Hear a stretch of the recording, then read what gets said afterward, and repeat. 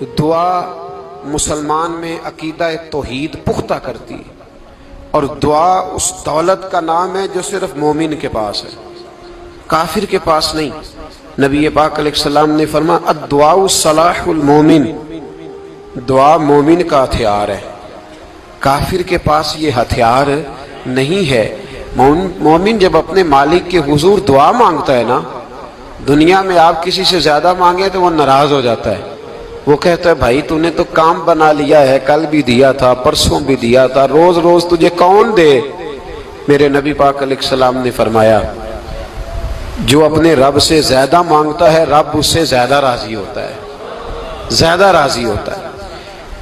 اب دعا مخصوص اوقات نہیں دعا کے، فرمایا اذا دعان، جب بھی دعا مانگو گے تمہارا رب تمہاری دعا کو، جب بھی دعا تو دعا کرتے رہنا چاہیے، ہر وقت دعا میں بندہ شامل رہے، اللہ کے ذکر میں شامل۔ یہ جو قرآن مجید نے کہا نا یا ایھا الذین آمنوا اذکروا اللہ ذکرا کثیرا، اے ایمان والو اپنے رب کا ذکر کثرت سے کرو، وسبحوہ بکرۃ واصیلا، اور صبح و شام اسی کی پاکی بیان کرو۔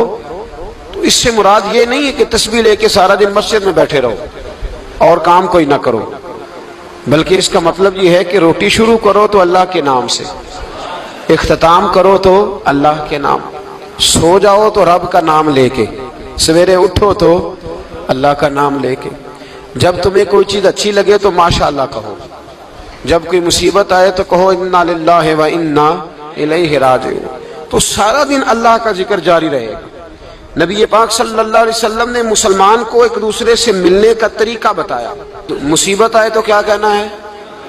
صرف فوت کی پہ نہیں کہنا، اس کی وضاحت کر دو۔ کوئی بھی الذین اذا اصابتہم مصیبہ، جب بھی کوئی مصیبت آئے، اللہ کے بندے کہتے ہیں ہم اللہ کی طرف سے آئے ہیں اور اللہ کی طرف ہی ہم نے لوٹ جانا۔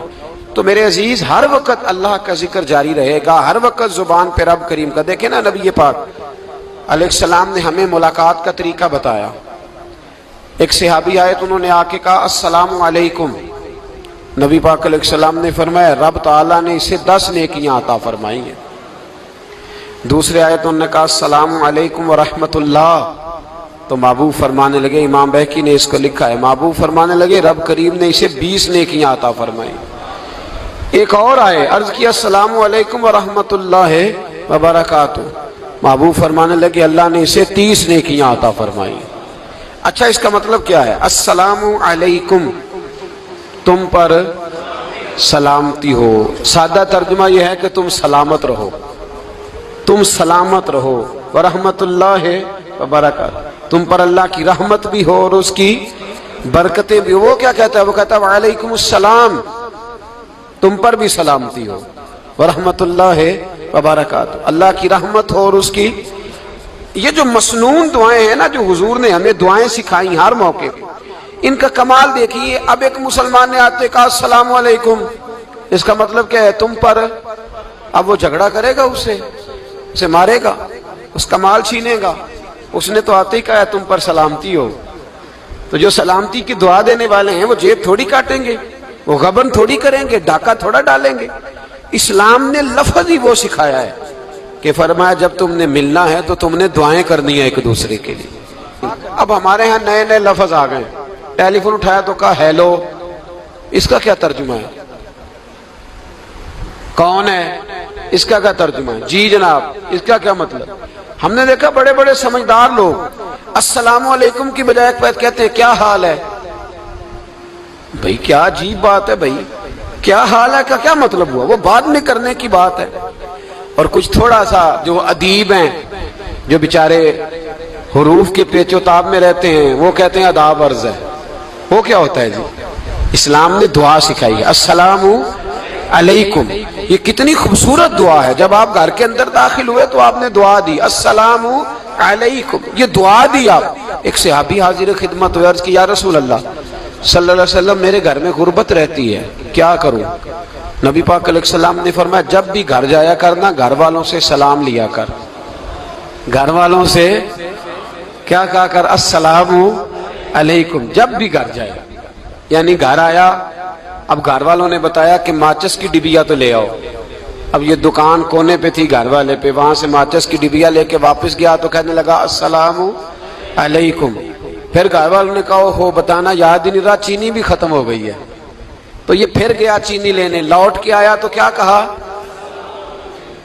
جب اللہ چاہتا ہے تو کہے, جب اللہ کے رسول چاہتے ہیں تو کہے. اس کا ترجمہ یہ ہے کہ تو کہہ, تو سلام لے. اللہ رسول چاہ رہے ہیں کہ تو سلام لے تاکہ تیرے گھر میں سلامتیاں ڈال دی جائیں. تو فرمایا سلام لینی ہے تو نے, اور ساتھ تو نے اس طرح کرنا ہے کہ 3 دفعہ سورۃ اخلاص کو پڑھنا ہے. امام قرطبی نے اس کو لکھا ہے. اس نے کہا حضور غربت بڑی ہے. غربت بڑی ہے تو کہ وظیفہ بتائیں. فرمایا جب بھی گھر جاؤ سلام لو اور 3 دفعہ سورۃ اخلاص پڑھو.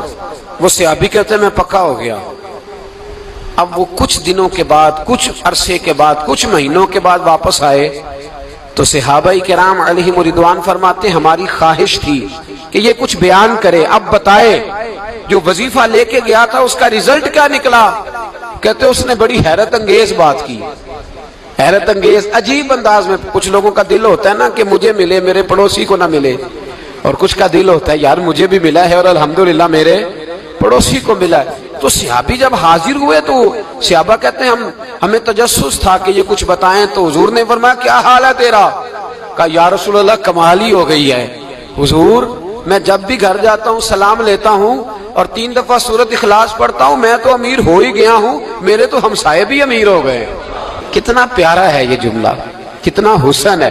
اتنا اچھا لفظ کسی اور کے پاس ہے ہی نہیں جو الفاظ ہمیں ہمارے رسول نے عطا فرمایا. اس کو اپنائیے, اس کو اپنائیے.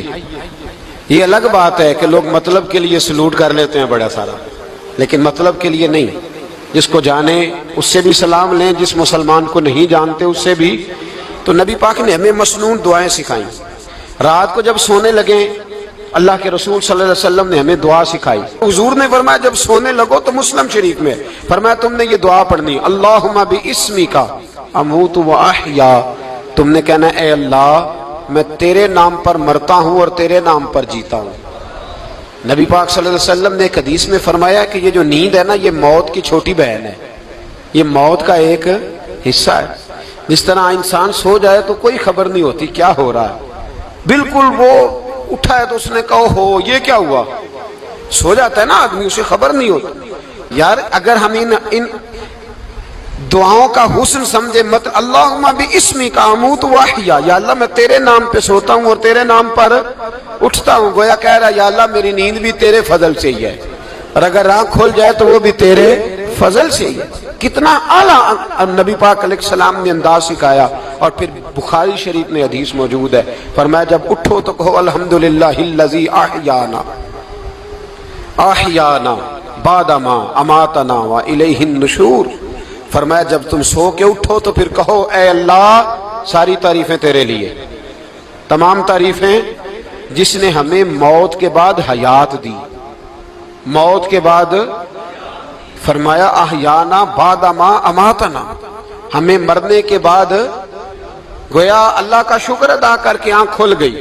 دیکھیں کس طرح اسلام مسلمان کو اللہ کے ساتھ جوڑتا ہے. فرمایا شکر کر, آنکھ کھل گئی. کہ یا اللہ تیرا شکر ہے تو نے موت کے بعد ہمیں دوبارہ حیات عطا فرمائی. پھر دیکھیے نبی پاک صلی اللہ علیہ وسلم نے فرمایا جب تم بیت الخلاء میں جاتے ہو نا, واش روم میں جاتے ہو, تو گندی چیزیں ہوتی ہیں وہاں, شیطان ہوتے ہیں, جنات ہوتے ہیں, یہ گندگی پہ ہوتے ہیں. جب تم واش روم جاؤ, بیت الخلاء جائے, تب بھی دعا مانگو. کیا دعا مانگو؟ وہ دعا بھی نبی پاک صلی اللہ علیہ وسلم نے ہمیں تعلیم فرمائی اور بخاری میں ہے. کہا پڑھا کرو اللہم انی اعوذ بک من الخبث والخبائث. کہو اے اللہ ناپاک چیزوں سے میں تیری پناہ مانگتا ہوں, وہ نر ہوں یا مادہ ہوں. اللہ میں تیری پناہ مانگتا ہوں. واش روم کے اندر بہت ساری بری چیزیں ہوتی ہیں. جوان میری بات پر توجہ فرمائیں, وہاں بہت ساری گندی چیزیں ہوتی ہیں. انسان کئی دفعہ واش روم میں جاتا ہے, اسے وسوسے زیادہ آتے ہیں. یہ نوٹ کریں میری بات کو.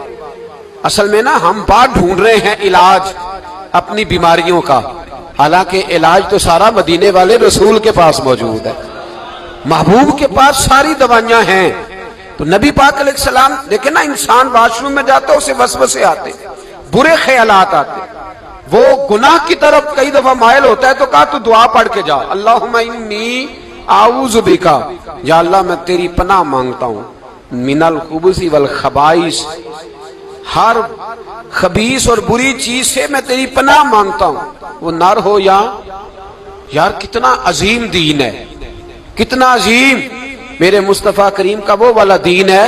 اصل میں اللہ کرے BA پاس بچے کو بیت الخلاء کی دعا بھی یاد ہو جائے، ایسے یاد ہو جائے، اور اس کے ماں باپ سمجھ لیں کہ جوان ہو گیا ہے، تو اب ہو سکتا ہے اس کی طرف شیطان حملہ زیادہ کرے، اسے خراب کرنے کی کوشش کرے، تو لہذا اسے دعا سکھائی جائے تاکہ اس کو پہلے سے پتا ہو کہ میں نے اس بے ایمان سے بچنا کس طرح سے۔